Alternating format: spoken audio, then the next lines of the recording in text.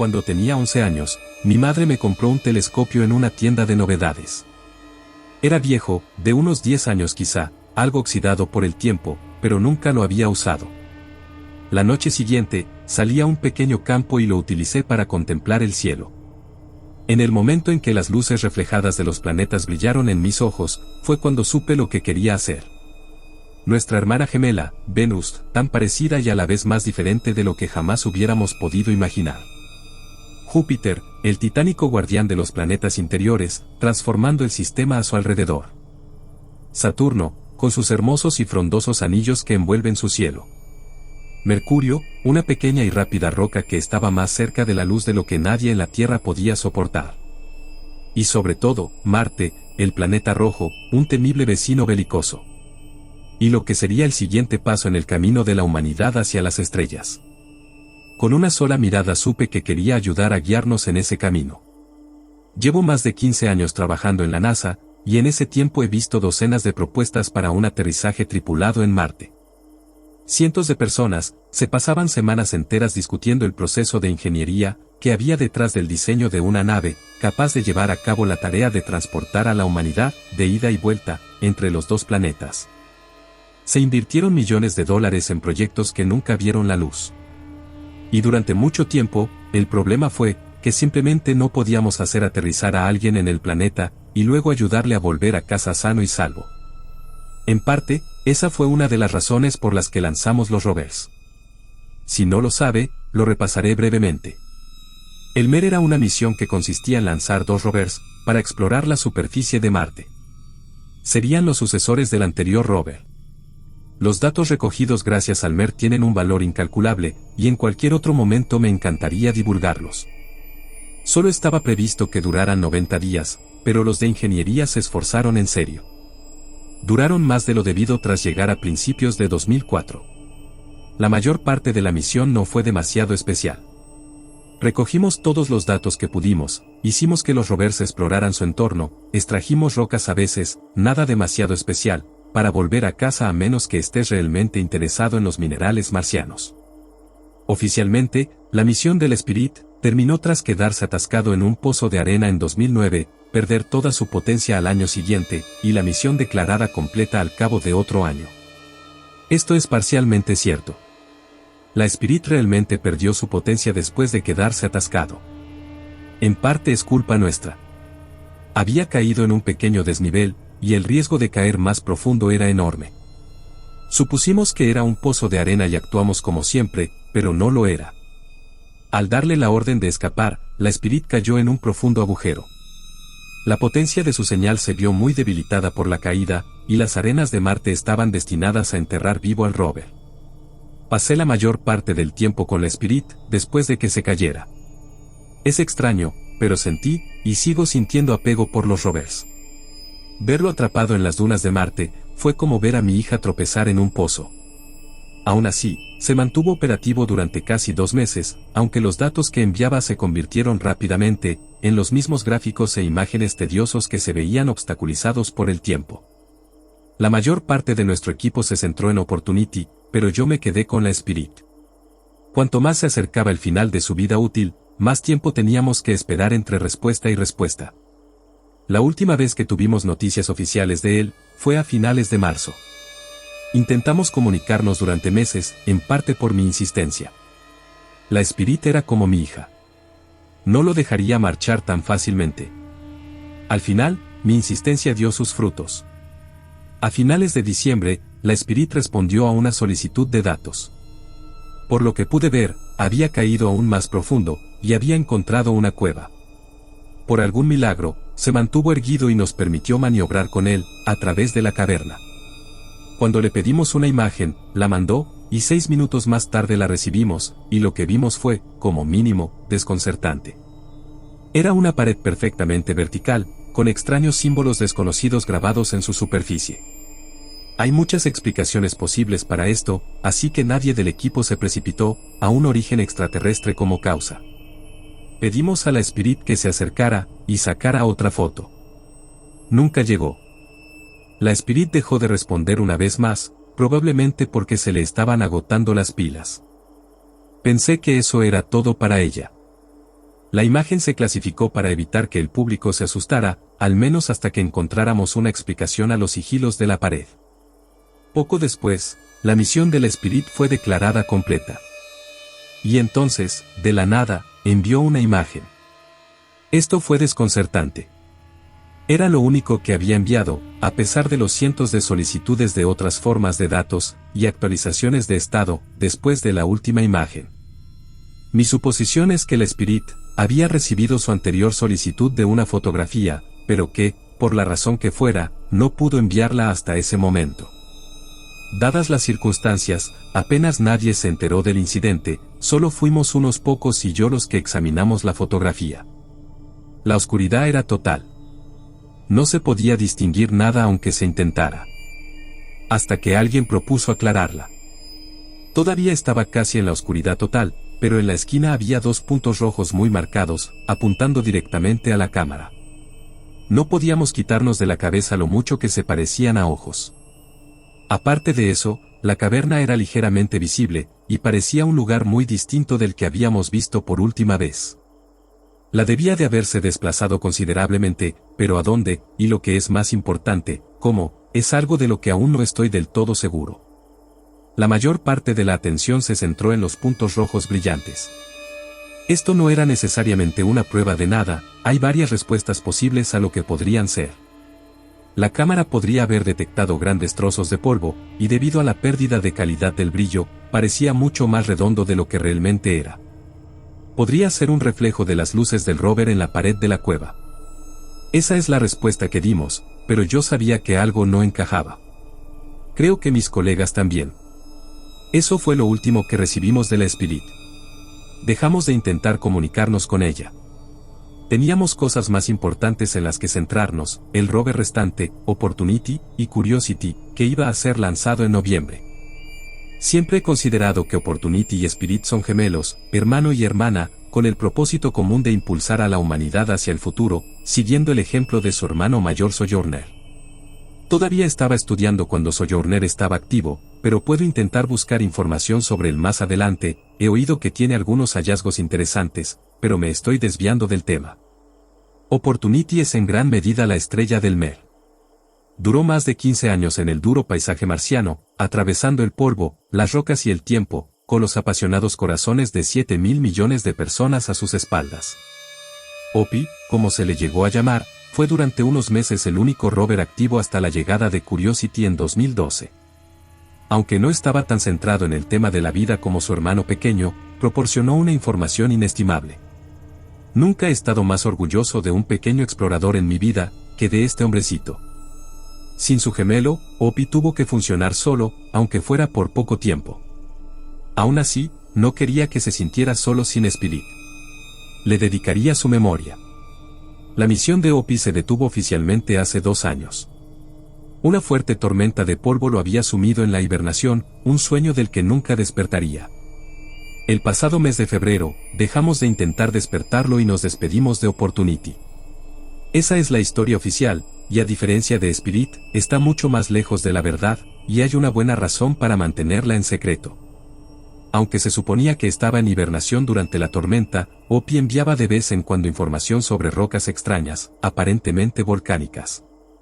Evidentemente, esto era sorprendente, y no solo porque el explorador estuviera funcionando durante la hibernación, en el lugar donde se encontraba, OPI no estaba al alcance de ningún artefacto volcánico. La única forma de que enviara estos datos, era que se reactivara durante la tormenta, y que un grupo de rocas volcánicas hubiera sido empujado por los vientos, lo suficientemente cerca como para que él pudiera alcanzarlo. Ni qué decir tiene, que las posibilidades de que eso ocurra son mínimas. A sabiendas del pánico mediático que suscitarían las implicaciones, todo esto se clasificó rápidamente. La Opportunity sería, oficialmente, declarada inoperativa, y permanecería así hasta nuevo aviso. Extraoficialmente, la investigación continuó. El mismo equipo que trabajó con Spirit, después de que cayera en aquella cueva, se reunió para investigar este misterio, yo incluido. OPI seguiría realizando las tareas que se le encomendaran, y como tal, se le pidió una imagen. En respuesta, envió una foto casi natural del paisaje marciano. Nada parecía fuera de lo normal, salvo las rocas. En el suelo, junto a sus ruedas, había 6 prismas hexagonales perfectamente cortados, hechos de lo que parecía ser obsidiana. Al bajar la cámara y tomar otra foto, se descubrieron marcas en los objetos. Inquietantemente, todas estaban orientadas hacia la pantalla, y perfectamente alineadas. Las marcas de los objetos eran, cuando menos, extrañas. En cierto modo, parecían jeroglíficos, pero eran muy diferentes. Lo más inquietante era que se parecían a los sigilos que Spirit había encontrado años atrás. Escanearlos nos dio exactamente los mismos datos que Opie nos estaba enviando durante la tormenta. Normalmente, en una situación científica, intentamos tomar las cosas con lógica. La razón por la que no aceptamos, los extraterrestres lo hicieron, como solución a cada misterio que encontramos en el espacio, es que en ciencia, nuestro objetivo es encontrar una explicación natural, detrás de todos los fenómenos observados. Y en todas las situaciones en las que nos encontramos, hay una. Nuestro objetivo es encontrarla. No había nada explicable ni natural en ello.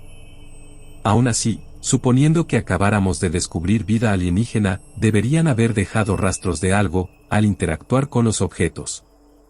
Eso habría sido captado por Opie, durante sus escaneos. Si Opportunity fue quien colocó los objetos, eso tampoco tiene sentido. Las rocas no estaban allí antes de la tormenta, y las ruedas son demasiado lentas, para que Opie las haya encontrado de algún modo, y regresado a su ubicación. Además, ¿por qué se comportaría así? Tuvo que haber sido instruido para hacer esto por algo que de alguna manera no pudimos detectar. Algo que vino durante la tormenta. Tras un breve debate, instruimos a Opie para que recogiera cada prisma, y lo fotografiara individualmente, con la esperanza de comprender posiblemente qué se suponía que eran. Múltiples teorías surgieron en la sala de control, desviando rápidamente la atención. Asumiendo que fuera genuinamente vida alienígena, es demasiado deliberado para haber sido un accidente. Cualquiera que sea la vida extraterrestre que hizo esto, sería al menos moderadamente inteligente. Quizás estaba intentando saludarnos. Pero si ese es el caso, ¿por qué así? Si es consciente de que le observamos, ¿por qué no se muestra? Los debates continuaron, mientras el Opportunity enviaba fotografías. En un descanso de la conversación, miré brevemente la pantalla y me quedé paralizado. La imagen más reciente era la del segundo prisma, casi nada inusual. Pero en la lejanía de la pantalla había algo. Era casi imposible de ver detrás de todo el polvo. No pude distinguir casi nada del aspecto de la figura.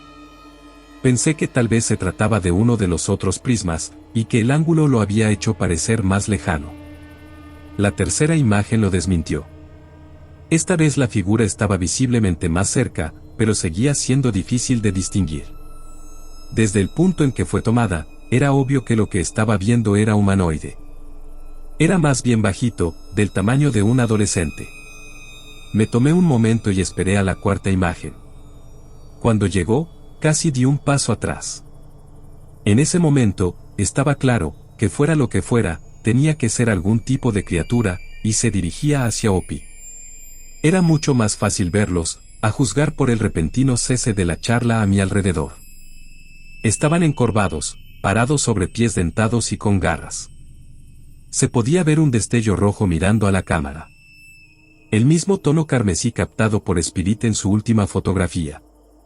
En la sonrisa enloquecida de la bestia, podían verse dientes igualmente rojos, alineados alrededor de un largo hocico. Tenía varias protuberancias grandes que salían de la parte posterior de la cabeza, casi como tentáculos en forma de pelo. Por encima de la cabeza colgaban 2 colas larguísimas, aparentemente más largas que la altura de la criatura, cubiertas de afiladas espinas como alambre de cuchillas. No me asustaba su aspecto.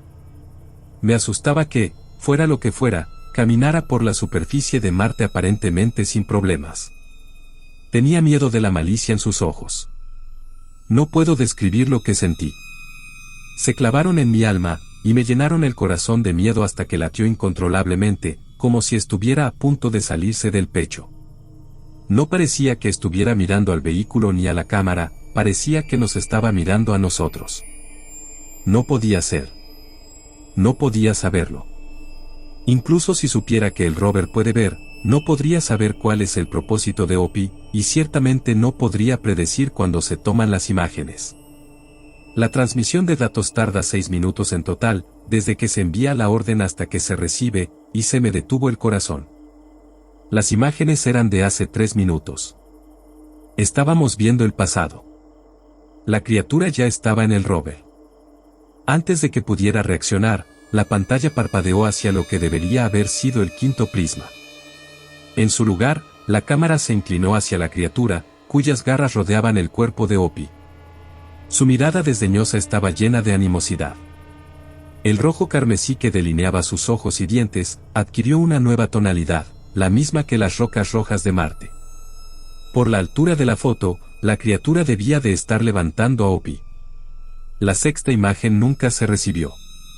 Opportunity nunca respondió a ninguno de nuestros intentos de comunicación, después de enviar esa foto. Por lo que aquí se sabe, la criatura destruyó el rover, dejando al Curiosity solo en la árida superficie. Se decidió rápidamente que nada de esto se haría público. Internamente, fuimos un desastre después. Era una prueba innegable de la existencia de vida extraterrestre, que tanto habíamos buscado, y aunque nadie podía decir por qué, era más desconcertante que emocionante. Esperábamos microbios, no un animal, y mucho menos uno inteligente. Eso es lo que más me conmueve. La forma en que sus ojos se clavaron en los míos, no hay nada que pueda decir que describa la sensación de odio abyecto en los ojos de esa bestia. Eso no era instinto, era malicia. Odiaba a la humanidad, y odiaba a la Tierra. Y quería que lo supiéramos. A pesar de lo horrible que me pareció la experiencia, mantuve la compostura lo mejor que pude, y colaboré en el encubrimiento. No creo haber abandonado mi moral, ni creo que la NASA hiciera lo incorrecto al ocultar esto. El descubrimiento de vida en otro planeta debería ser motivo de emoción, no de temor. Eso es lo que quería que la gente sintiera cuando hicimos el anuncio. Y así, el verdadero destino de Opportunity permaneció en la sombra. Conozco a algunas personas que intentaron hacerlo público en Internet, contándoselo a amigos y familiares. Nadie les creyó, y la NASA lo sabía. No están muertos en una zanja en alguna parte. No hay mucha gente con la formación y los conocimientos necesarios para nuestros medios, y además, sería más sospechoso que acabaran en una zanja. Eso sí, les han bajado el sueldo una barbaridad. Yo les apoyé, les ayudé a cubrir esto, e incluso simpatizo con su razonamiento. Bueno, es por lo que vi la semana pasada. Debido a la cuarentena, he estado pasando todo mi tiempo aquí en la base, monitoreando la búsqueda del Curiosity. Todo iba bien, nada fuera de lo normal hasta ese sábado. Era casi medianoche cuando me di cuenta. Allí estaba, en la fotografía más reciente, sentado, burlón. 6 prismas hexagonales, cada uno girado hacia la Curiosity. La criatura que yo había visto, que todos habíamos visto y preferimos negar, estaba sentada en lo alto de una gran roca, mirando a la cámara con la cabeza inclinada. Sus ojos y su hocico mostraban una expresión burlona. Casi podía oír cómo se burlaba. Casi todo el mundo dormía o se había marchado, así que la decisión recayó en mí. Me quedé allí, estupefacto. No podía ser la misma criatura. El Curiosity está a miles de kilómetros del Opportunity. ¿Cómo podría haber recorrido esa distancia a pie? Sabía por lógica que tenía que ser un miembro diferente de la misma especie, pero algo en sus ojos, los puntos puramente carmesí, contaban una historia diferente. Eran los mismos. Los vi a través de los ojos del Spirit, los vi a través de los de OPI. Vacilante y tembloroso, envié una solicitud de foto y esperé los 6 largos minutos de respuesta. Me recibió la criatura con una sonrisa maníaca. Señalaba el suelo bajo sus pies. Allí estaban los prismas, la imagen más clara de los 6 a la vez. Los sellos inscritos en sus caras eran tan visibles, como el odio en el alma de la bestia. Aún tengo que descifrar lo que significan. Lo que vi es la razón por la que finalmente he roto mi voto de secreto. Es por lo que te estoy contando todo esto, demonios, es por lo que podría derramar todo lo que pueda encontrar. Saber que esta cosa existía en el planeta rojo, lo inteligente que era, y el desprecio que parecía sentir por el hombre, solo eso me horrorizaba como para querer olvidar a la bestia. Se había arrastrado desde las profundidades de la locura, el núcleo del planeta de la guerra en sí. Un solo soldado, capaz de desgarrar las aleaciones más fuertes que pudiéramos construir. Solo uno. Y en la última foto, había miles. Si supiera en qué me estaba metiendo, cuando vi por primera vez esas cosas en Marte, bueno, cuando te metes en este tipo de trabajo, reconoces que no vas a salir de él. No abandonas el mundo de la astronomía, después de descubrir todas sus maravillas. Cuando entras en ese mundo, te conviertes en parte de él, en una pieza de un rompecabezas que no deja de crecer. La astronomía es una ciencia que se convierte en tu pariente. He visto cosas que desearía no haber visto, pero no puedo abandonar mi búsqueda por comprender, por descubrir todo lo que el universo tiene que ofrecer. Cuando me hice astrónomo, cuando acepté este cargo hace 17 años, comprendí que era algo a lo que me aferraría el resto de mi vida. Ahora que me ha llevado a donde estoy, realmente no hay vuelta atrás. Desde el principio, lo que pensé que era el descubrimiento de vida extraterrestre en otro planeta, no fue más que otro encuentro con ella. Lo más antiguo que puedo rastrear del primer avistamiento de las criaturas, me referiré a ellas como marcianos por simplicidad, y por recomendaciones, se remonta a 1971. Por desgracia, fue en un aterrizaje de los soviéticos, y tratar de rebuscar en sus archivos no me ha llevado a ninguna parte hasta ahora. Me he quedado a oscuras en lo que a eso se refiere, aparte de saber que los soviéticos eran conscientes de la existencia de vida en Marte, décadas antes de que Spirit y Opportunity hicieran historia. Pero por ahora seguiré intentando descubrir lo que pueda, aunque desgraciadamente el colapso de la Unión Soviética lo hace mucho más difícil. Ahora, sobre lo que hemos encontrado en la NASA. A pesar de lo que pensaba, Sojourner no tuvo ningún encuentro con los marcianos. Más bien, nuestro primer encuentro fue con el programa Mars Surveyor en 1998. La NASA lanzó 2 naves espaciales ese año, un orbitador y un módulo de aterrizaje. La historia oficial es que el Mars Polar Lander perdió el contacto al descender, y el Mars Climate Orbiter se estrelló contra el planeta debido a un error, en el que la nave utilizó segundos importantes. Como es de suponer a estas alturas, esto dista mucho de la realidad. El lander continuó las comunicaciones durante al menos 17 horas, y aunque la mayoría de los registros están borrados, he encontrado un informe casi sin censura. No estoy seguro de quién lo grabó. Nunca lo había visto, pero contiene la mayor parte de la información sobre el lander. Aquí está la transcripción. El programa Mars Surveyor ha encontrado una interferencia inesperada. El aterrizaje ocurrió aproximadamente a las 8:12 del 3 de diciembre.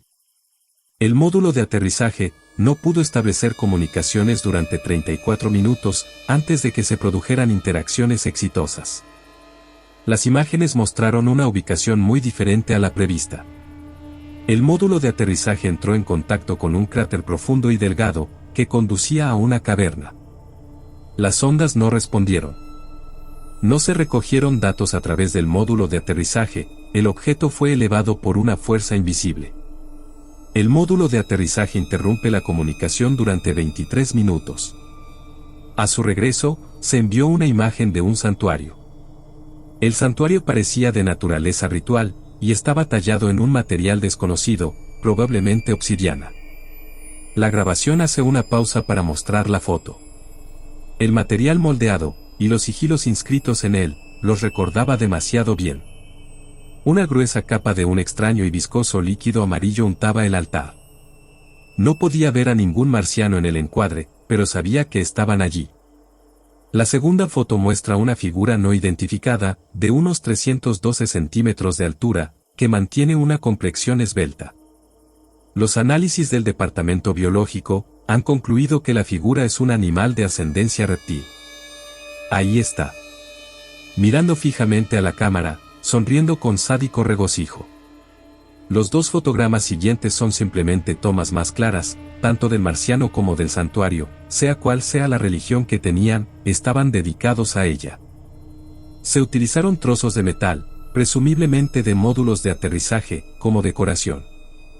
Aparece otra figura similar, ligeramente más baja, de 306 centímetros. Las dos figuras se arrodillan frente al santuario.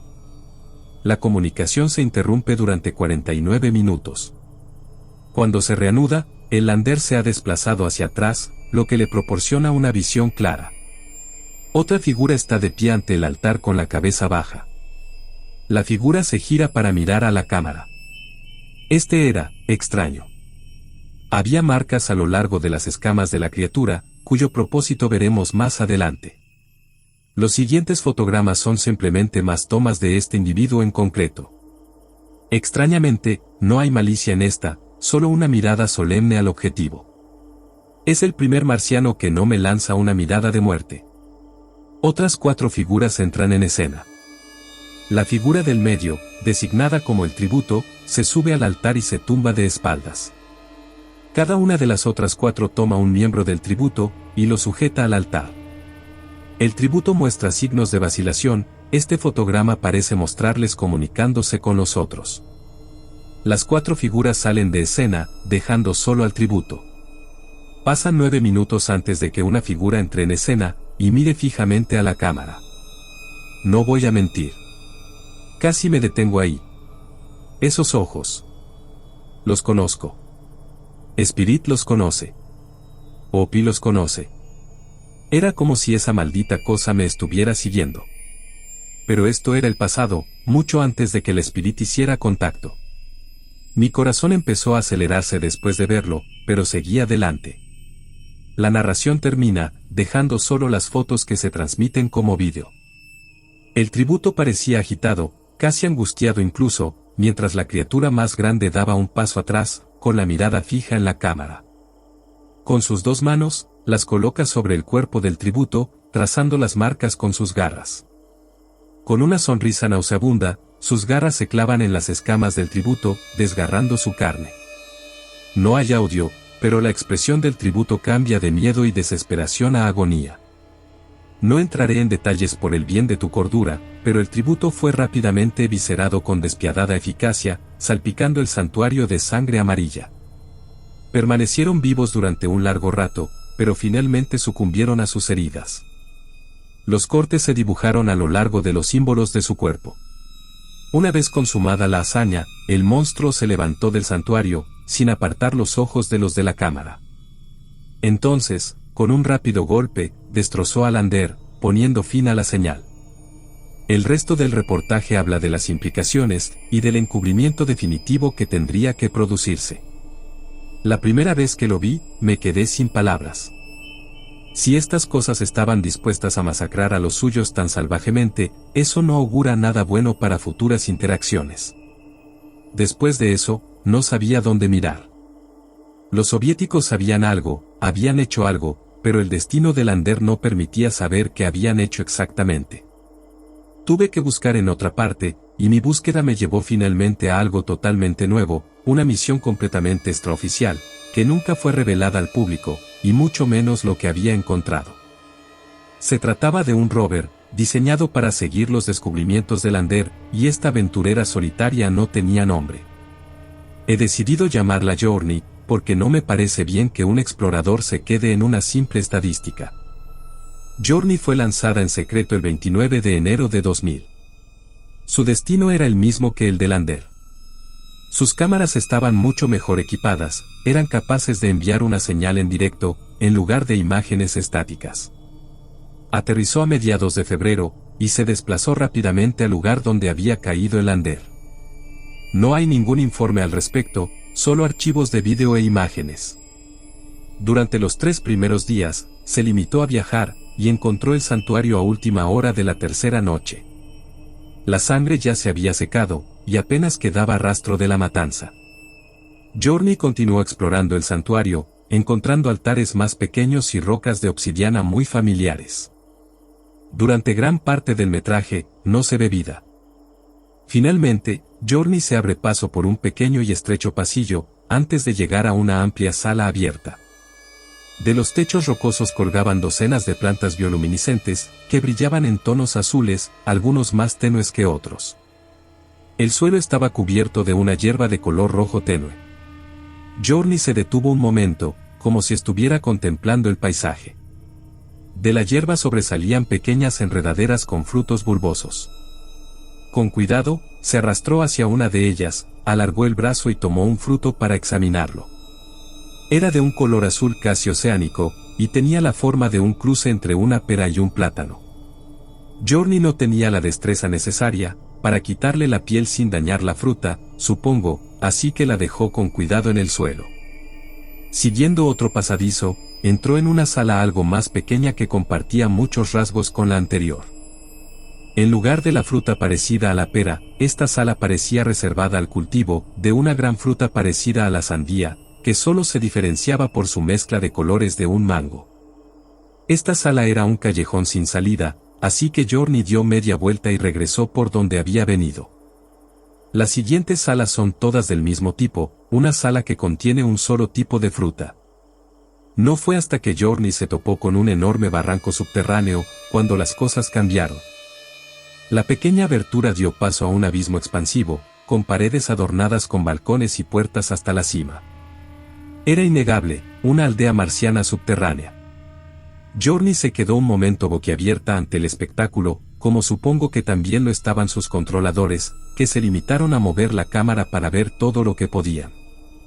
El campo de visión de Journey captó varias criaturas rezagadas, la visión más brillante y clara que he tenido de ellas. Un marciano en particular estaba trabajando con los trozos de lander, intentando repararlo con otra nave espacial no identificada. Mis ojos se iluminaron cuando Journey se acercó lentamente, dando una visión más clara de la bandera, fuertemente descolorida de la Unión Soviética. Sin duda, los soviéticos ya habían estado aquí antes, pero como era de esperar, sus naves fueron víctimas de la vida hostil. A pesar del peligro que representaba, Journey siguió adelante, hasta que se pudo ver el brillo de los ojos del marciano. Al igual que Tributo, lo llamaré mecánico, era contrario a la típica mirada maliciosa de los de su especie. Más bien era de curiosidad infantil, hurgando y tirando del metal. Cuando Mecánico por fin se dio cuenta de la presencia de Journey, simplemente se sentaron mientras el explorador se acercaba con el brazo extendido. Mecánico apretó ambas colas contra el vehículo en lo que supongo que es un saludo, antes de volver a prestarle atención. Curiosamente, la mayoría de los marcianos que interactuaron con Journey lo hicieron de forma positiva. Es surrealista verlos actuar tan jovialmente, ante algo que destruyeron alegremente. Al adentrarse en la aldea, el rover encontró un pequeño estanque azul helado, un rápido análisis confirmó que se trataba de agua, y de un agua increíblemente pura. Una exuberante hierba roja rodeaba el estanque. El mecánico se acercó por detrás, y se puso rápidamente boca abajo para mirar a Journey. Sus ojos se clavaron tanto como se puede clavar la mirada en una cámara. El asombro en sus ojos me recuerda a mí mismo, años antes, la emoción, el impulso de querer saber más. Casi me hizo olvidar lo que les había visto hacer. Probablemente lo habría hecho, si no fuera por lo que ocurrió a continuación. La atención de Mecánico se desvió de repente, tal vez por un fuerte sonido, y Journey hizo lo mismo 6 minutos después. Para entonces, la mayoría de los marcianos se habían marchado, solo unos pocos rezagados se quedaban, y aún menos se adentraban por un camino ancho. Journey los persiguió, lenta pero firmemente. El camino la condujo a una gran sala que recordaba al santuario, aunque quizá más refinada y concentrada.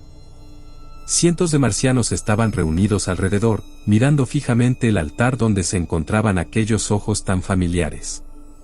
Entre la multitud, pude ver a Mecánico, presumiblemente hablando con quien ahora supongo que es su líder. Después, su líder corre hacia la entrada y encuentra a Journey antes de sonreír. El indefenso explorador fue levantado y llevado hasta el altar, y colocado a un lado para observar. Querían que viéramos esto. Mecánico intentó marcharse, pero fue detenido por líder, que tiró de ellos hacia atrás, obligándoles a subir al altar.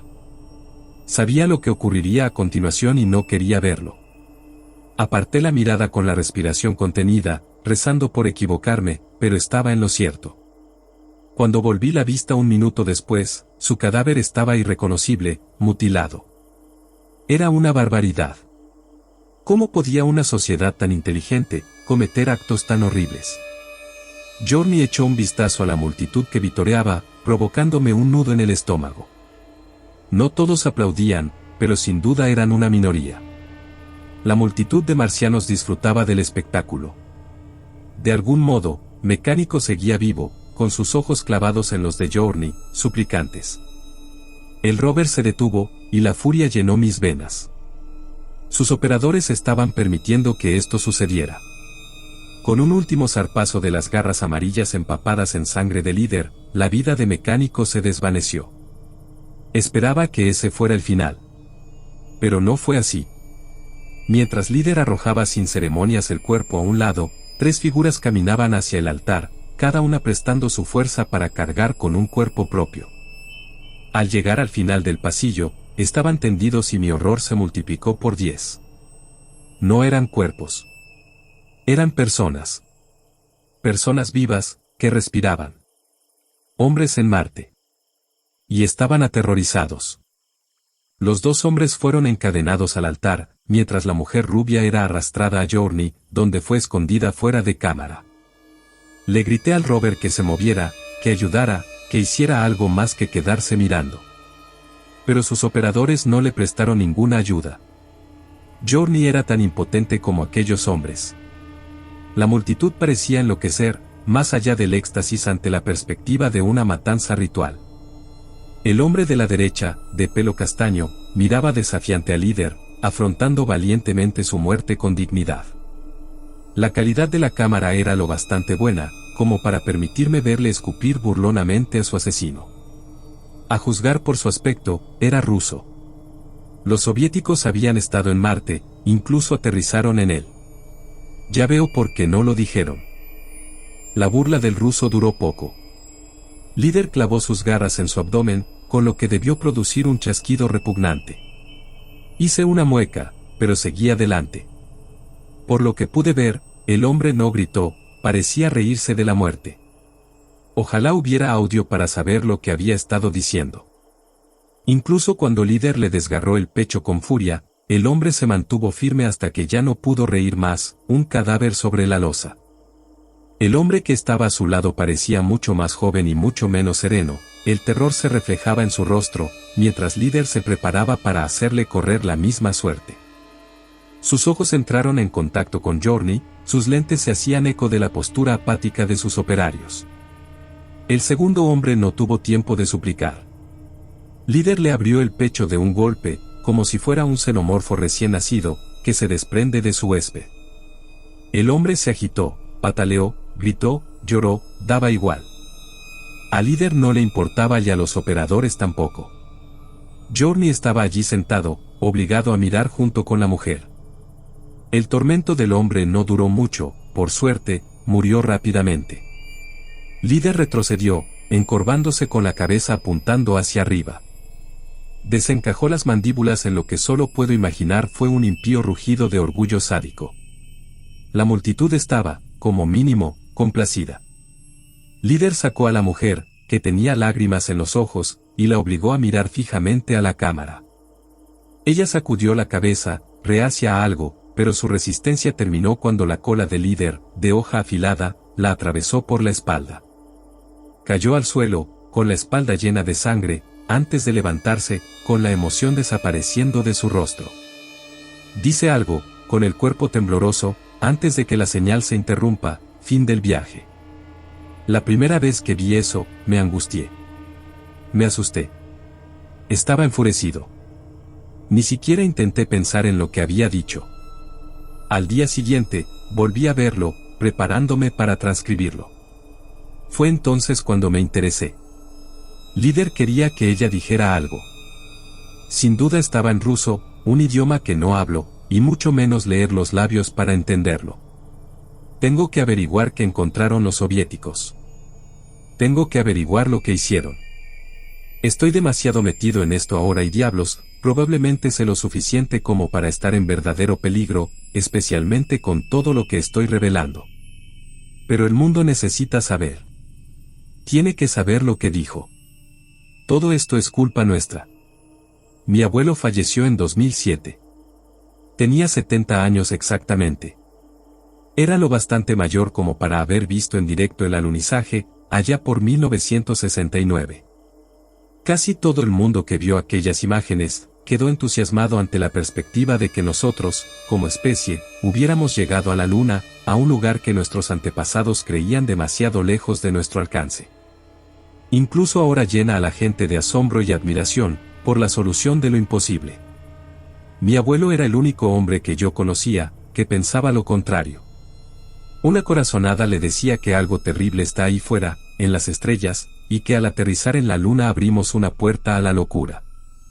Después de todo lo que ha pasado hasta ahora, me inclino a creerle. Esa locura, por supuesto, no estaba en la Luna, sino en nuestro querido vecino, Marte. El dios romano de la guerra. A veces pienso lo apropiado que se ha vuelto ese nombre con el tiempo. He escarbado todo lo que he podido en busca de respuestas, solo he buscado la oportunidad de saber un poco más. Y he encontrado lo que buscaba. Pero, me arrepiento. Hace un mes, uno de nuestros vehículos exploradores, Curiosity, encontró vida extraterrestre en Marte. Es el tercero que conozco, después de Spirit y Opportunity, de los que fui testigo. Recientemente he descubierto que los soviéticos no solo han aterrizado naves espaciales en Marte, sino que han conseguido lo que la NASA no ha logrado, poner al hombre en Marte. He visto a algunas personas sugiriendo que bombardeemos el planeta, y no necesito explicar por qué eso no funcionará. Apenas podemos enviar vehículos a Marte, y mucho menos armas nucleares. Además, estas criaturas se han adaptado para sobrevivir en la superficie, así que dudo que la radiación resultante tuviera mucho efecto si el Sol no hace nada. Necesitaríamos un arma mucho más potente que la que tenemos ahora. Algunas personas también han mencionado que tal vez nosotros seamos los intrusos, y no sé qué decir a eso. Demonios, puede que lo seamos para algunos, pero ellos parecen tener una vendetta contra nosotros específicamente. A continuación, alguien mencionó que podrían estar construyendo un cohete, me inclino a estar de acuerdo después de lo que he visto ahora. Solo puedo esperar que fracasen. Lo explicaré más tarde. Ahora, con eso fuera del camino, déjame decirte lo que encontré. Para mi desgracia, los soviéticos encubrieron muy bien sus aterrizajes. Tanto es así que casi todos los registros se perdieron o fueron destruidos, casi todos. Quedan unos pocos y con un poco de investigación y soborno, he conseguido echarles un vistazo. La mayor parte está muy censurada, salvo la pieza central, lo que me alegró mucho encontrar. La grabación en directo del aterrizaje soviético en Marte en 1989, con audio y todo.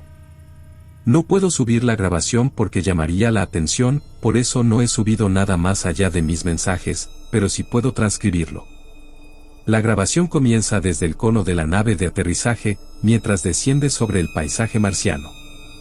Durante unos minutos no ocurre nada reseñable, hasta que la puerta se abre lentamente. Sale un hombre que corta la señal, y la cambia para mostrar vídeo y audio desde su casco, exclamando en ruso. No sé qué ha dicho exactamente. Está frente a una cápsula impresionantemente grande, de la que sale la mujer, de nombre Estela, si los registros son correctos, de las imágenes de Journey.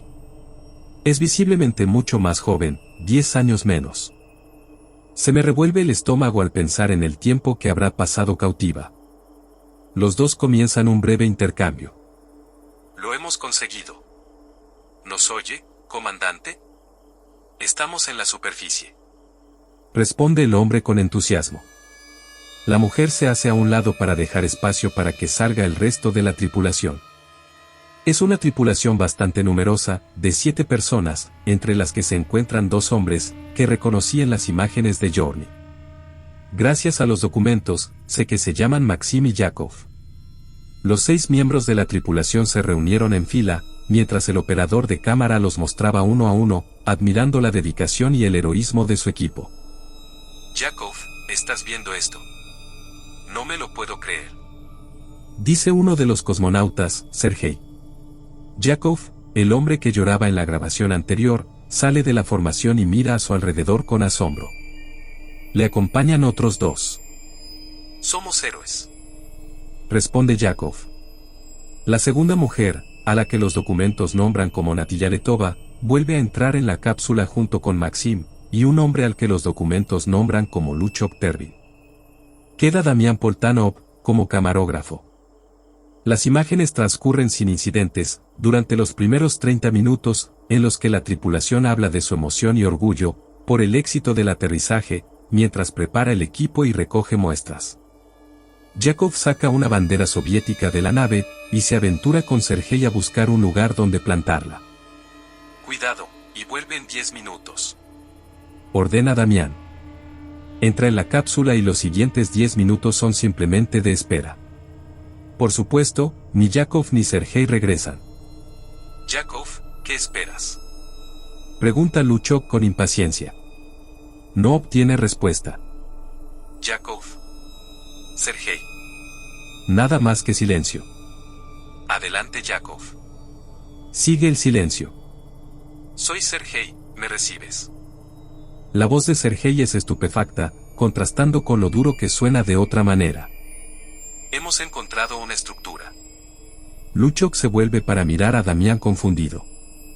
Natilla tampoco tiene respuestas, si es que se ha dado cuenta. Explícate, Sergei. Nuevamente, solo hay estática. Es una caverna. Profunda, no se puede ver muy adentro. Yakov no quiso escuchar y bajó. Perdimos la comunicación. Traté de seguirlo, pero está muy oscuro. Hay una pizca de pánico en la voz de Sergei. Podría decir que caverna encontró. Sabía exactamente a qué se refería. El santuario. Maldito Yakov, ¿cómo ha podido pasar?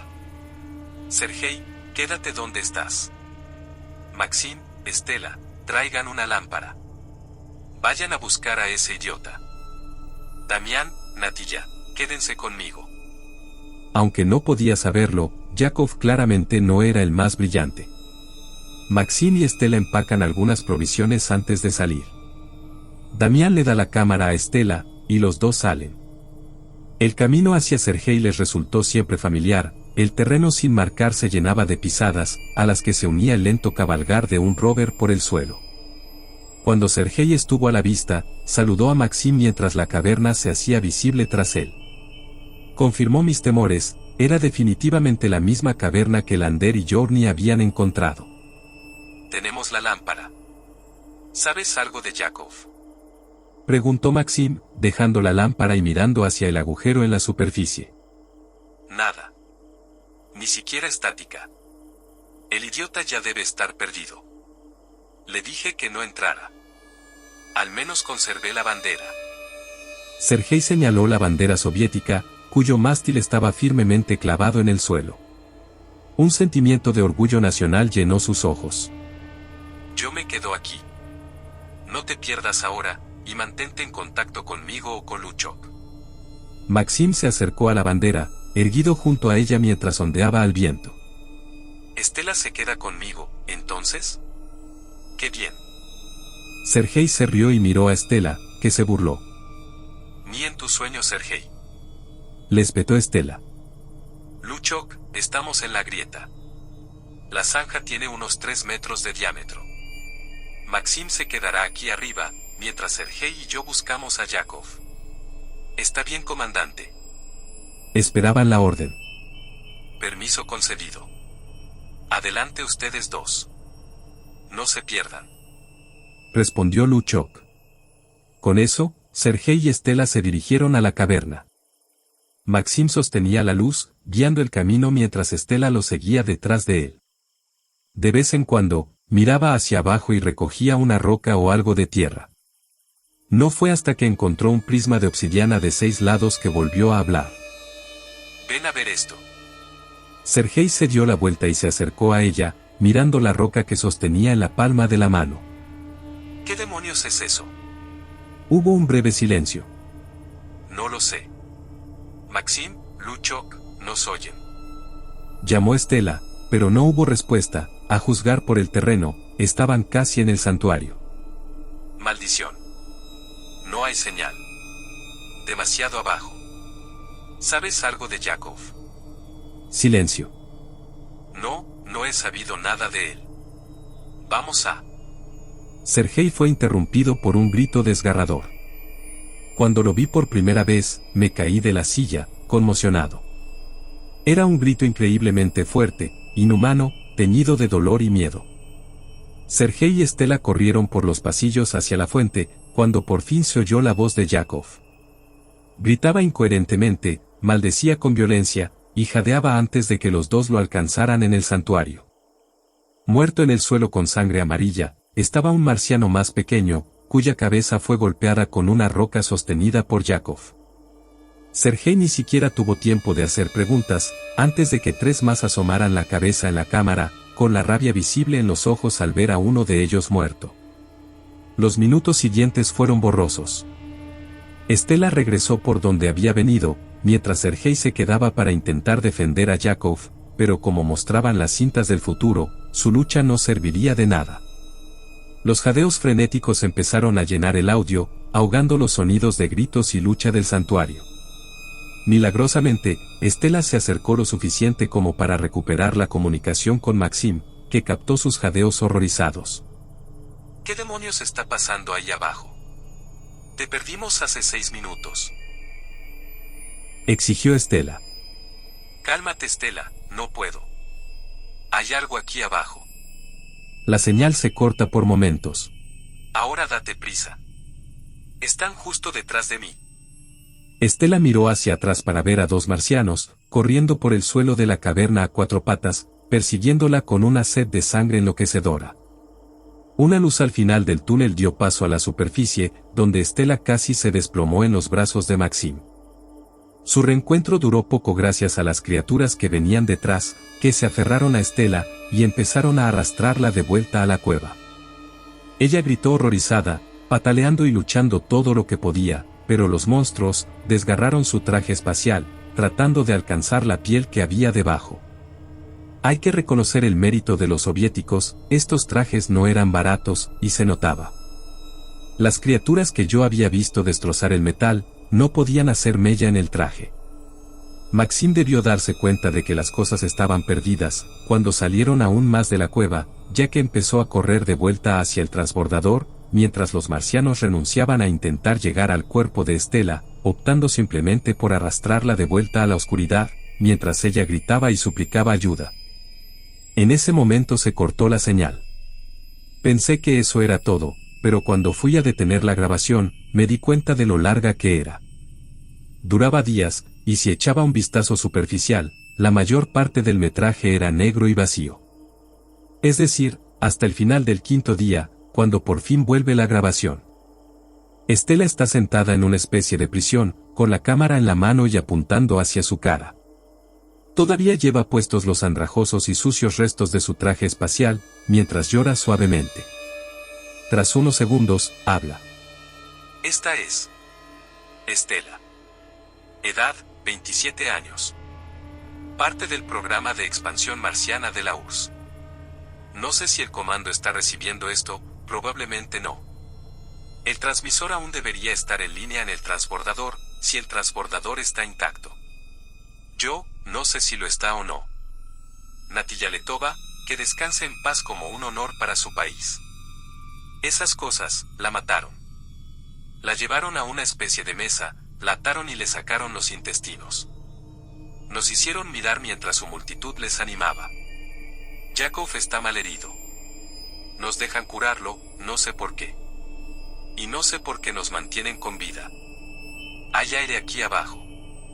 Es imposible y no debería ser el caso, pero hay aire respirable aquí abajo. Vi un par de plantas y granjas en mi camino. A veces les oigo hablar. Sus voces son un poco rasposas y van de lo meloso a lo violento. Creo que ahora hay algunos, espera. Stella hace una pausa y acerca la cámara a la pared. Puedo distinguir vagamente los sonidos de la charla alienígena. Sus voces parecían, equivocadas, de algún modo, no sé cómo decirlo, pero me hizo sentir muy incómodo. Es difícil de describir. Lo siento, estoy. Solo quiero irme a casa. Nunca pensé que me aceptarían en este programa, y cuando subí por primera vez a la nave, pensé que esto sería algo increíble, y aterrizamos aquí, lo hicimos. Hemos llegado a Marte. No creo que los habitantes estén contentos por ello.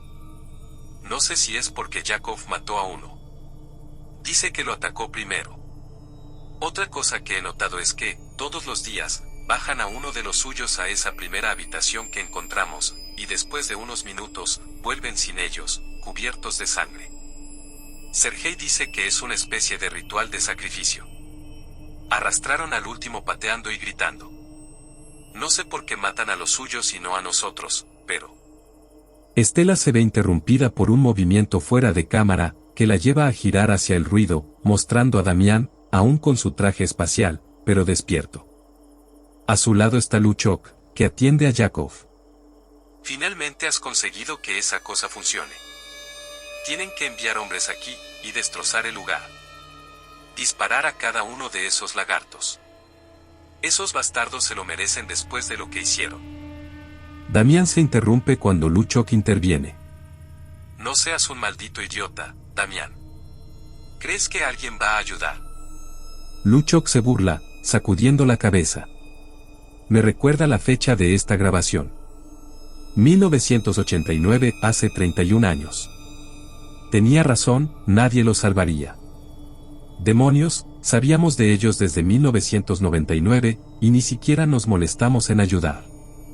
Simplemente lo tapamos y seguimos adelante. Damián refunfuña y se acerca a Estela, tomando asiento a su lado. Se ofrece a sostener la cámara sin mediar palabra, y ella accede, dándosela. Se llevaron a Sergei y a Maxim por algo. No sé por qué. Todavía no han encontrado la nave, que sepamos. Cuando Sergei nos lo explicó, decidimos abandonar la nave, desviando a esas cosas de su rumbo. Dios sabe que si la encontraron. Creo que saben que puede llevarlos a la Tierra. La expresión sombría de Damián, mientras miraba sin esperanza a la cámara, era aterrador. El repentino reconocimiento en sus ojos dio paso a la tristeza. Recordé que nunca habíamos visto esa nave. Llega movimiento del exterior de la celda, y Damián apunta la cámara para mirar con él. Un grupo de marcianos marcha hacia él, empujando a Sergei y Maxim. Damián deja de respirar un instante, y la vista de la cámara se agita intensamente. Luchok, ¿cuánto tiempo funcionan los transmisores de la nave después del aterrizaje? Damián pregunta, con su voz muerta en una idea suicida, que yo ya sabía que iba a llevar a cabo. Una semana o dos como mucho. ¿Por qué? Responde Luchok, ajeno a la idea de Damián. Voy a llevar esta cámara a la nave, y enviar la señal al mando. A continuación, voy a activar la secuencia de lanzamiento. Explica Damián su plan. Estela le ruega en voz baja que no lo haga, mientras los marcianos se acercan. La secuencia de lanzamiento no funcionará sin los tanques de refrigeración. Saldrá volando por los aires. Necesitas que te demos algo de tiempo. Se oye a Luchok levantarse también, y Estela suspira, dándose cuenta de que es inútil discutir contra Damián. Haz lo que puedas hacer.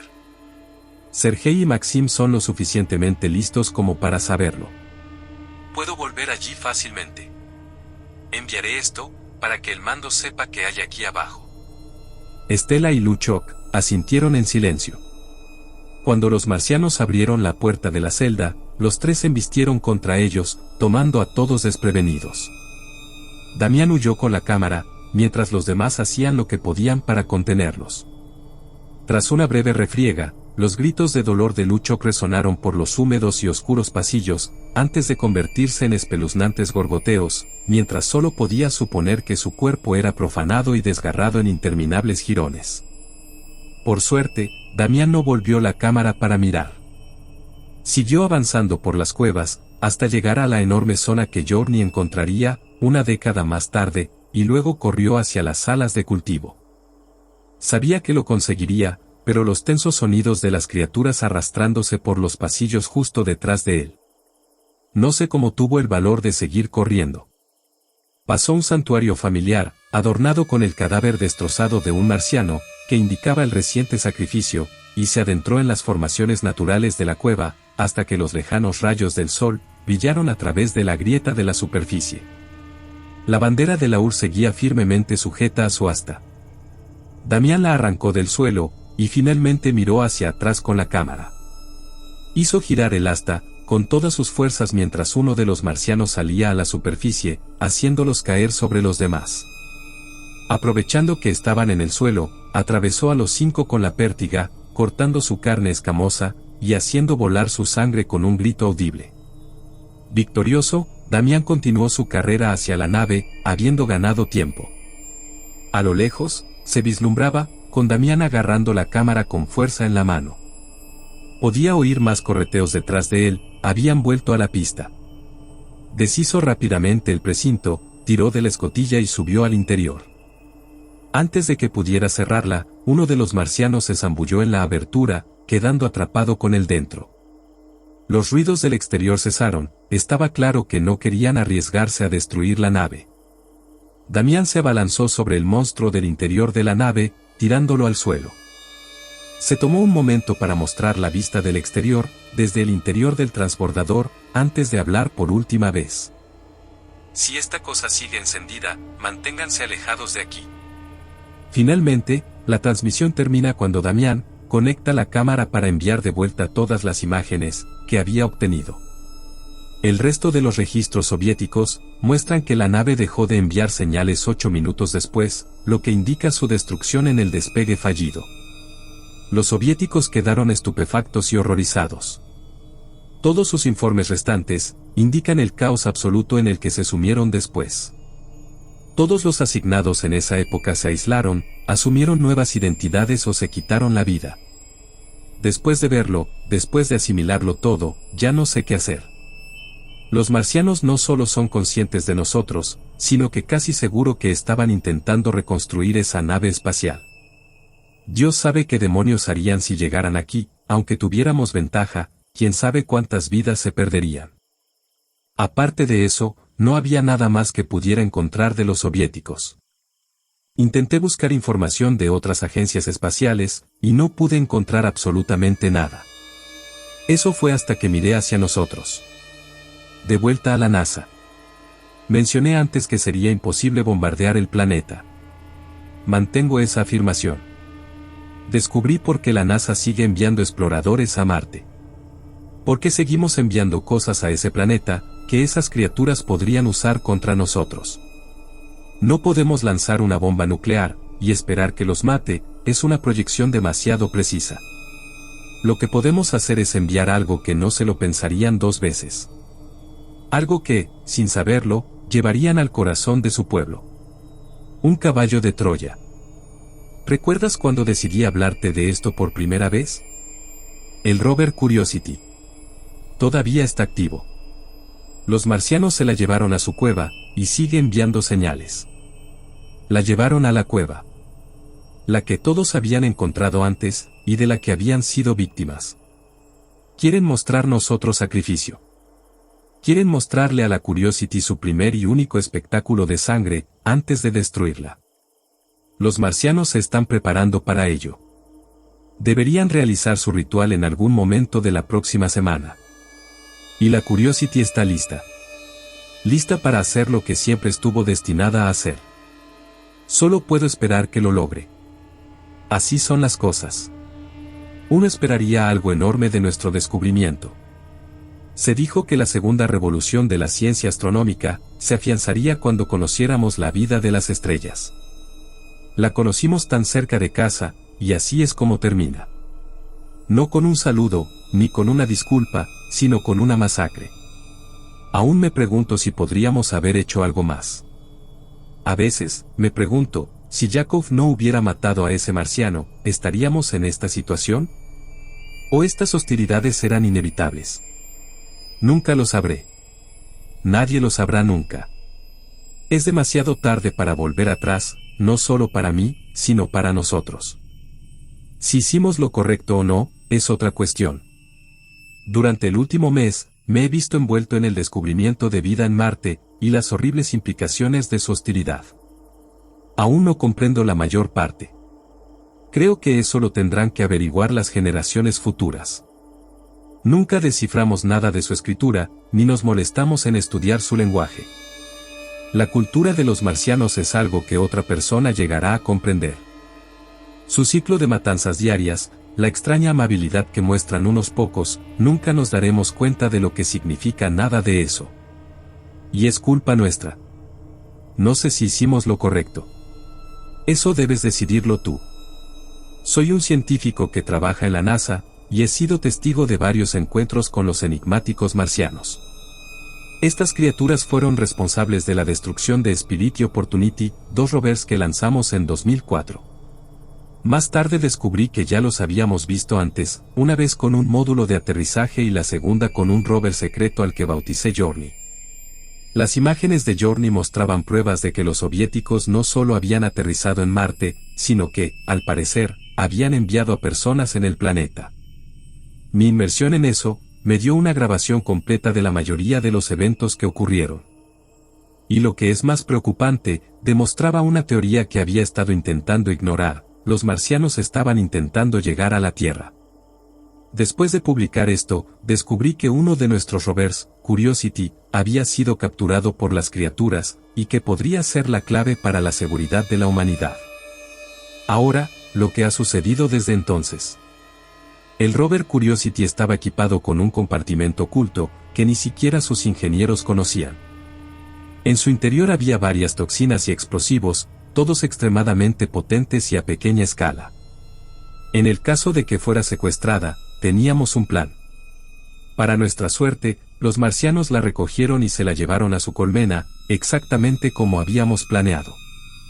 La Curiosity fue dejada dentro de la sala del santuario, mientras las criaturas esperaban su ceremonia, y fue entonces cuando tuvimos que decidir. La Curiosity era capaz de aniquilarlas, las toxinas destruirían rápidamente las estructuras celulares, y todas se disolverían fácilmente en el agua. Los explosivos se colocarían en lugares estratégicos, haciendo que la colmena fuera susceptible de una detonación a distancia, destinada a asegurar sus destinos. 25 personas decidieron el destino de una especie inteligente. Yo no estaba entre ellas, y no envidio a ninguno de los hombres y mujeres que tuvieron que tomar esa decisión. La votación fue ajustada. 14 a favor y 11 en contra. Al final, tenía nuestra respuesta. Debíamos seguir adelante con el plan. La Curiosity se abrió paso lentamente por el sector agrícola de la colmena, atravesando de vez en cuando una fruta con un veneno letal a nuestra discreción. Los marcianos que se fijaron en ella no le prestaron atención, ni siquiera cuando entró en el núcleo central. Desde allí, se dirigió a todas las fuentes de agua que encontró, rociándolas con la toxina. Uno a uno, cada charco de agua estaba impregnado del veneno letal. Al ingerirlo, se dirigía a muchos sistemas del cuerpo, más de los necesarios en caso de que su biología fuera extremadamente diferente, y los exterminaba rápidamente de la forma menos dolorosa posible. En otros puntos, colocaba uno de los explosivos microscópicos. Una de las criaturas se percató del envenenamiento, y casi amenazó con destruir el vehículo. Afortunadamente, se dirigieron al estanque, y recogieron el agua con las manos, 4 dedos escamosos terminados en afiladas dagas. Tomaron el líquido, se lo metieron en la garganta y tragaron. El resultado fue inesperado. Al cabo de unos segundos, los ojos del marciano expresaron miríadas de dolor, cuando el veneno empezó a hacer efecto. Se desplomaron, agarrándose la cabeza, temblando y sufriendo espasmos, antes de que su mandíbula se desencajara en un grito horriblemente silencioso de sufrimiento desenfrenado. Patearon el estanque, y se estrellaron contra el suelo, con movimientos irregulares que recordaban a los de una víctima de apoplejía. La Curiosity se limitó a seguir adelante, impasible ante la tortura que había sufrido la criatura. La mayor parte del equipo tampoco sentía emoción alguna. Al girar la cámara hacia atrás para echar un último vistazo, el marciano, que había atraído la atención de los demás con sus gritos, se golpeaba el cráneo contra las paredes de roca, manchándolo de sangre en un intento desesperado por detener el dolor. Finalmente, cayeron de rodillas y se desplomaron, muertos sobre el suelo de la caverna. Nos preocupaba que las toxinas no funcionaran, pero resultó que funcionaban demasiado bien. En cualquier caso, tenía una misión que cumplir. Teníamos una misión que cumplir. Atravesando un túnel tras otro, encontró resistencia cuando llegó, lo que supongo que es uno de sus sacerdotes, con furia en su mirada. Se abalanzó sobre el vehículo, dispuesto a abatirla. No pudimos reaccionar a tiempo debido al retraso, pero no tuvimos que hacerlo. La suerte seguía de nuestro lado, el sacerdote se pinchó en la empuñadura de la Curiosity, dejando que el veneno entrara en su cuerpo. Esta vez no nos quedamos a mirar. Al parecer, eso fue suficiente para que la mayoría de los marcianos tuvieran un miedo sumiso a la Curiosity. Ninguno se atrevió a acercarse a ella, despejando su camino a través de los túneles. Adentrándose más, encontró un grupo de criaturas acurrucadas alrededor de una gran flor. Parecía una rosa, salvo que estaba teñida de un extraño tono rosa, ligeramente gris. Un pequeño marciano, presumiblemente un niño, estaba sentado encima. La multitud estaba demasiado absorta para darse cuenta de que la Curiosity entraba en la siguiente sala. Esta sala era sencillamente impresionante. Se abría a una enorme extensión de cientos de metros en todas direcciones. La mayor parte de la sala era un lago subterráneo, en el que el agua reflejaba los brillantes cristales que recubrían el techo, y a su vez, el reflejo de la mirada de la Curiosity en el agua. No sabíamos hasta dónde llegaba el lago, no podíamos arriesgarnos a acercarnos lo suficiente para verlo. La mejor estimación que tenemos es un par de cientos de metros de agua clara y prístinamente limpia, que se extiende hacia abajo en la corteza de Marte. Era sin duda su principal fuente de agua, y se tomó la decisión de verter la mayor parte de las toxinas restantes en este lago, manteniendo algunas a mano por si acaso. Con eso, la Curiosity volvió a través de la sala de flores y en el eje central, donde fue notado por Líder. Sabía que era él. Simplemente lo sabía, incluso desde sus ojos lejanos, podía decir quién era. Creo que el resto de nosotros también. Líder se dirigió furioso hacia el rover, levantándola y llevándola con su fuerza. Detrás de él, muchos más marcianos empezaron a seguirle obedientemente. Era el momento de su ritual. La grandiosidad de la sala del agua era superada por la del templo, que había aumentado considerablemente de tamaño y grandeza, desde finales de los 90. En el delicado pavimento había entre cientos y miles de sillas, cada una tallada a la medida de la estatura de los marcianos. En cada asiento de obsidiana, había grabados símbolos muy parecidos a los escritos en los prismas vistos antes. A medida que el líder se dirigía hacia la pieza central, los marcianos se filtraban a través de las numerosas entradas, ocupando todo su lugar en los tronos finamente elaborados. Decorando el altar central había distintos huesos humanos, todos ellos grabados en irreconocibles patrones de gloria, celebrando sus muertes. La Curiosity estaba postada encima de una gran losa, para evitar que se escapara mientras el líder esperaba los sacrificios. De la entrada principal, salió un grupo de marcianos que llevaban capas de tejido resistente, probablemente rescatadas de los trajes traídos por los soviéticos. El grupo arrastró a 5 individuos con los ojos vendados, de los cuales solo 2 seguían oponiendo resistencia. Los otros 3 marchaban con aparente desgana, aunque conscientes de lo inevitable de su destino. Llegaron al altar ampliado, y uno a uno los tributos fueron forzados sobre la piedra, y se les extendieron los brazos y las piernas hacia los lados, y se les sujetó con una cadena improvisada. La Curiosity se acercó a la preparación, revelando las complejidades del ritual que se estaba llevando a cabo. Los sacerdotes hacían movimientos rápidos pero suaves, claramente acostumbrados a los movimientos de este proceso.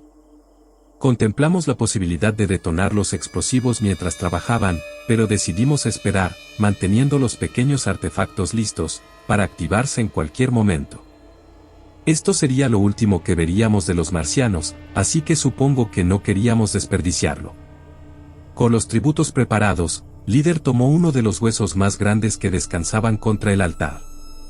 Se lo enseñó a la multitud, que se alegró en silencio, y luego lo puso delante de la cámara de la Curiosity. Lo agarró con fuerza, mirando al objetivo con un odio ardiente e interminable, antes de darse la vuelta rápidamente, y golpear el hueso contra el cráneo del sacrificado más a la izquierda, rompiendo las escamas, para revelar el interior blando cubierto de sangre. Líder siguió golpeando con el extremo romo la cabeza del marciano, ahora muerto, aplastándola y salpicándose de sangre con cada golpe. Esto se prolongó durante minutos, con la multitud a lo lejos animándole visiblemente. Como antes, pude distinguir a unos pocos individuos solitarios, que parecían tan disgustados con la brutalidad como yo. Finalmente, Líder terminó el sacrificio, apoyando el hueso sobre el cuello del difunto. Se agachó para tomar un segundo hueso, y se dirigió a la víctima de más a la derecha, uno de los luchadores. Una vez más, Líder mostró el arma a la cámara, asegurándose de que la Curiosity tuviera una larga e intensa mirada con el hueso. De un tajo, desgarró el pecho del siguiente objetivo, abriéndole un agujero considerable en el centro del abdomen. El tributo gritó, y se agitó contra las cadenas en vano, mientras Líder golpeaba el hueso en la herida abierta y lo removía como quien prepara una sopa. Este fue el momento en que la mayoría de nosotros apartó la mirada. Yo no. Me mantuve concentrado en lo que estaba ocurriendo. Me recordaba a mí mismo que hacíamos lo que teníamos que hacer. Si estaban dispuestos a emplear semejante tortura contra los suyos, y los humanos, a los que odiaban con tanta vehemencia, había que detenerlos. La siguiente en caer fue la víctima del centro. Mientras debatíamos sobre activar los explosivos y ahorrarnos el horror de presenciar el ritual, Líder empezó lo que supongo que es algún tipo de recital u oración. Esto continuó durante un rato, el público imitaba sus movimientos y discurso. Ya habíamos visto suficiente, oí que se discutía. No dije nada, mientras la víctima del medio era rápidamente eviscerada, por las garras afiladas del Líder. Para cuando había terminado, fue más que suficiente para el resto de nosotros. Observé sombríamente cómo la Curiosity recibía instrucciones para detonar los explosivos. Durante los 6 minutos de retraso, Líder hizo un gesto a los sacrificios restantes, y luego a la Curiosity, como para burlarse de ella. No hizo ningún movimiento, se limitó a esperar nuestra respuesta, por lo que pude ver, parecía que quería que nosotros decidiéramos quién moría a continuación. Algo que nunca hicimos. El tiempo avanzaba, Líder cada vez más impaciente, sin saber lo que estaba por venir. Y entonces, sin más, la señal pasó a blanco mientras los explosivos hacían su trabajo, atravesando las cavernas tal y como habían sido colocados. La señal de la Curiosity se perdió, ya que presumiblemente pereció en la detonación. Eso fue todo. Sin más, todo había terminado. Me pareció anticlimático porque lo fue. No puedo describir el vacío que me llenó después del hecho. Pensé que veríamos algo nuevo de ellos antes de su final. Lo que más me impactó fue la pérdida de la Curiosity. No era como los otros rovers, que habían muerto en sus descubrimientos. La Curiosity puede haber salvado el mundo. Hizo lo que había que hacer, y se perdería por ello. Nadie sabría la verdad de su desaparición, relegada a un fallo del sistema que nunca ocurrió. El mundo permanecería ciego a su sacrificio. Eso fue lo que más me afectó. Después de eso, no quedaba mucho por hacer. Se borraron archivos, se redactaron registros o se eliminaron por completo. Archivos de vídeo del pasado quemados y convertidos en cenizas. Se hicieron pagos para mantener a la gente callada, y con ellos muchas dimisiones, yo incluido. No podía seguir trabajando. Simplemente no puedo hacer eso, como sin duda comprenderá. Me mantuve en contacto con mis colegas, pero eso fue todo para mí. Esperé pacientemente el anuncio del fracaso de la Curiosity. Pero nunca llegó. Anoche me llamó un amigo íntimo, que aún trabajaba en la NASA. Era sobre Curiosity. Justo cuando habían preparado una noticia de portada, ella respondió a una solicitud de estado. Por algún milagro imposible, la Curiosity había sobrevivido, casi intacto. Se encontraba en una oscura caverna desconocida, y sin nada más que hacer, la enviaron hacia abajo por el frío camino sin vida, hasta que se encontró con una luz. Era la salida de la cueva, que conducía a la superficie, con los rayos del sol brillando sobre su piel metálica. Sentí un alivio increíble al oír que había sobrevivido. La Curiosity estaba viva y podía seguir explorando sin miedo. Para celebrarlo, tomó algunas fotos del paisaje circundante. El rojo desierto de Marte que he llegado a temer y amar al mismo tiempo. Dunas y colinas dispersas, ligeras imperfecciones en la corteza. Después de todo lo que había pasado, era hermoso. Una de las fotos que sacó era de la caverna que tenía detrás, un plano amplio que parecía el fotograma de una película cuidadosamente dirigida. Las brillantes luces de la superficie contrastaban con el oscuro abismo de la caverna. No podía apartar los ojos de esta imagen. En cierto modo, me asombró la perspectiva de triunfo que ofrecía la Curiosity, que se mantenía viva contra todo pronóstico. Solo hay una cosa que agrió este momento. Las docenas de puntos carmesí mirando desde la oscuridad.